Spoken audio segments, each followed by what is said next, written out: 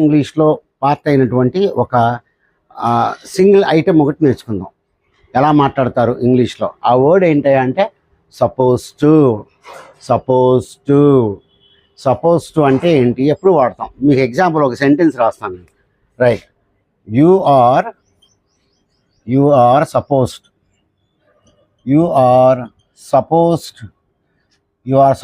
To be at the meeting.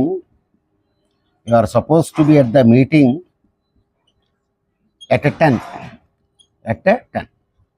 You are supposed to be at the meeting at 10. నువ్వు meeting దగ్గర 10 గంటలకు ఉండాలి. ఇది మీనింగ్. ఇది నేర్చుకునేటప్పుడు మీరు షుడ్ కూడా వాడుకోవాలి. ఒకసారి షుడ్ అనేది ఎలా వాడతారు? ఇప్పుడు ఇదే సెంటెన్స్లో చూడండి, you should be at the meeting at 10 o'clock. రెండింటికి ఏమైనా తేడా ఉందా అంటే చాలా తేడా ఉంది. గుర్తుపెట్టుకోండి, షుడ్ ఎప్పుడన్నా వాడారు అంటే అది మీ ఒపీనియన్, అది మీరు గుర్తుపెట్టుకోండి. మీరు చెప్తున్నారు స్పీకర్స్ ఒపీనియన్. షుడ్ ఎప్పుడు వాడతామంటే మనం ఇది చాలా మంచి idea, it is a good idea అనే సెన్స్లో వాడతామండి. సో ఇప్పుడు చూడండి, you should go to A doctor అని, నువ్వు డాక్టర్ దగ్గరికి వెళ్ళడం చాలా మంచి ఐడియా, నువ్వు వెళ్ళాలి. అది అంతేగాని తప్పకుండా ఇట్లాంటి వర్డ్స్ రావు. షుడ్ అంటే it is a good idea అని చాలా పొలైట్గా మర్యాదగా చెప్పడం. వెళ్తే వెళ్ళు, లేకపోతే లేదు, నీ ఇష్టం.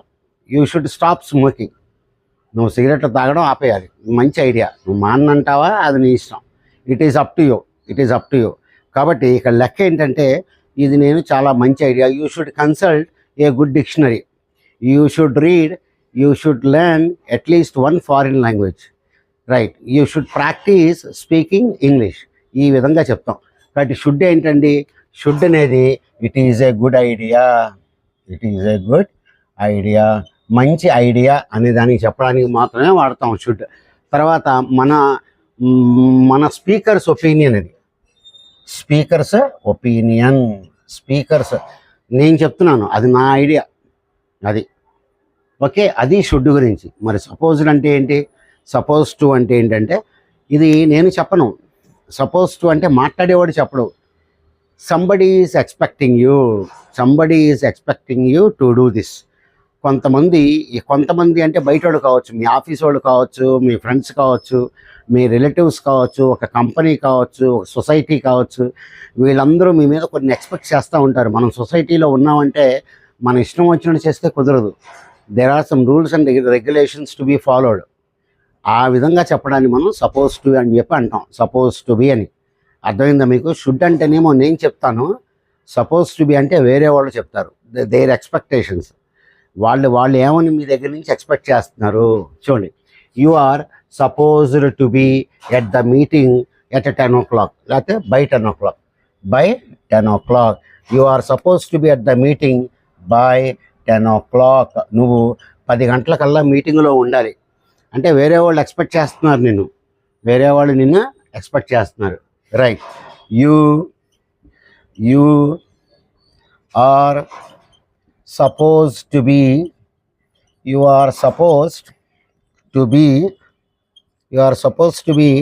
At the meeting. నువ్వు మీటింగ్ దగ్గర ఉండాలి. You are suppose to be at the meeting, నువ్వు మీటింగ్లో ఉండాలి. మీ ఆఫీసరో ఎవరో మీకు చెప్పారు. రైట్, యు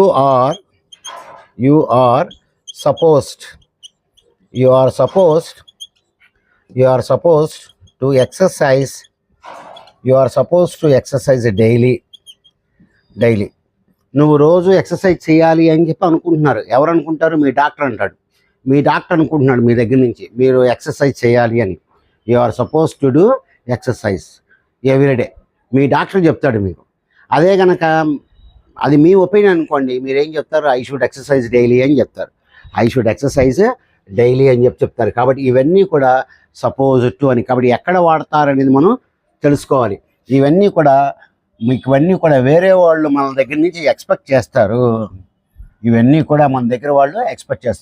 నువ్వు హోంవర్క్ చేయాలి, యూ వచ్చినప్పుడు ఆర్ రాసుకోవాలి.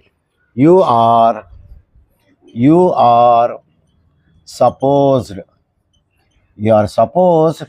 to finish your homework. నువ్వు నీ homework finish finish your homework. మీ టీచర్స్ నీకు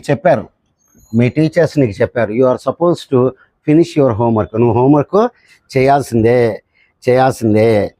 రైట్? ఓకే. పేరెంట్స్ చిన్నపిల్లల గురించి జాగ్రత్త తీసుకోవాలి అని చెప్తున్నారు. చిన్నపిల్లలు పేరెంట్స్ దగ్గర నుంచి హెల్ప్ తీసుకోవాలి, జాగ్రత్తగా పట్టించుకోవాలి. The parents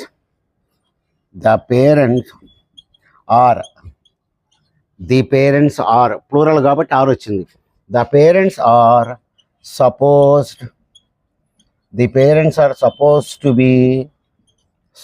to be taking care of their children. The parents are supposed to be taking care of their children.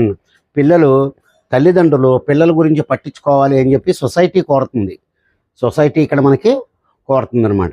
కానీ ఈ విధంగా మనం సపోజ్ టు అనేది వాడతాం. సపోజ్ టు అంటే వేరే వాళ్ళ ఎక్స్పెక్టేషన్స్ అనమాట, రైట్? You are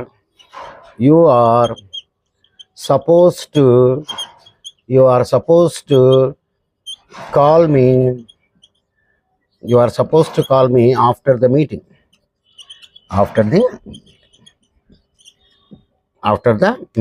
Right. ఇక్కడ నేను ఆర్ తీసేసి వర్ రాస్తానండి. రైట్. ఇప్పుడు నేను ఇక్కడ పాస్ట్ టెన్స్లో రాశా. You were supposed to call me after the meeting అయిపోయిన తర్వాత నువ్వు నన్ను పిలవాలి కదా. ఇక్కడ మీనింగ్ ఏంటంటే నువ్వు నన్ను పిలవలేదు అని చెప్పడం. ఎప్పుడైతే వర్బ్ మనకు పాస్ట్ టెన్స్లో ఉందో పని జరగలేదు అని చెప్పి మనం అర్థం చేసుకోవాలి ఇక్కడ. అది కాబట్టి ఈ సపోజ్ టు అనేది వేరే వాళ్ళు మీ దగ్గర నుంచి ఏం ఎక్స్పెక్ట్ చేస్తున్నారు అనేది మనం చెప్పడానికి వాడతాం వాడతాం. రైట్? సొసైటీ కానీ, మీ కంపెనీ కానీ, మీ బాస్ కానీ, వీళ్ళందరూ మీ దగ్గర నుంచి ఎక్స్పెక్ట్ చేస్తారు. అది ఈ విధంగా మనం చెప్తాం. Right? Okay. Right. She is supposed to B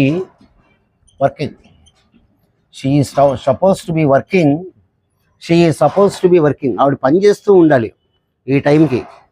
వాళ్ళ బాసు టైమ్స్ పెట్టాడు, ఈ టైం లోపల మీరు పని చేయండి అని. కాబట్టి ఈవిడ పని చేస్తూ ఉండాలి అని చెప్తాం. She is suppose to be working. ఆవిడ ఇక్కడ పని చేస్తూ ఉండాలి, కానీ సీట్లో లేదు ఆవిడ. She is suppose to be working. ఈ విధంగా మనం సపోజ్ టు అనేది మనం వాడుతూ ఉంటాం ఇవన్నీ కూడా. రైట్? ఓకే. రైట్. మమ్మల్ని అక్కడికి వెళ్ళొద్దని చెప్పారు. We are not supposed to go there. మమ్మల్ని అక్కడికి వెళ్ళొద్దని చెప్పారు. We are not supposed. మమ్మల్ని వెళ్ళొద్దు అని చెప్పి వాళ్ళు చెప్పారు. అది చూడండి. I was supposed to wake up. I was supposed to wake up in the morning.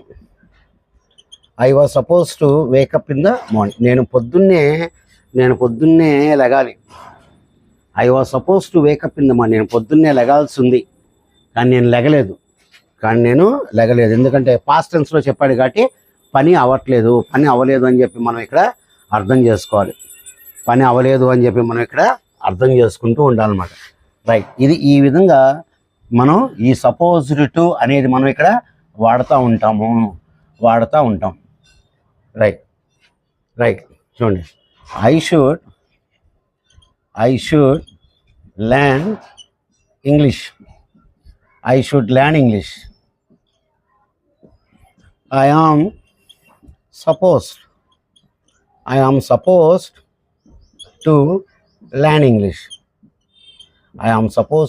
English. I should learn English. అది నా ఒపీనియన్. నేను మంచి ఐడియా అనుకుంటున్నాను, నాకు అది కావాలి. I should learn English. ఇది నా opinion.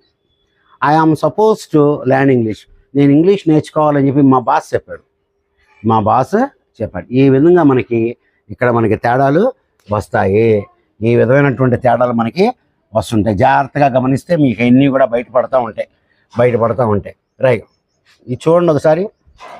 What am I suppose to do? నేను ఇప్పుడు ఏం చేయాలి? What am I suppose to do? Right, what am I suppose to tell him? ఇప్పుడు ఆయన వస్తున్నాడు, ఆయనకి ఏం చెప్పాలి నేను? What am I suppose to tell?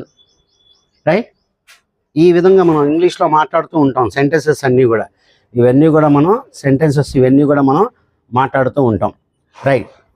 Right, ఈరోజు నీ పని ఏంటి అని చెప్పి అడుగుతాం. నువ్వేం చేయాలి? What are you suppose to do?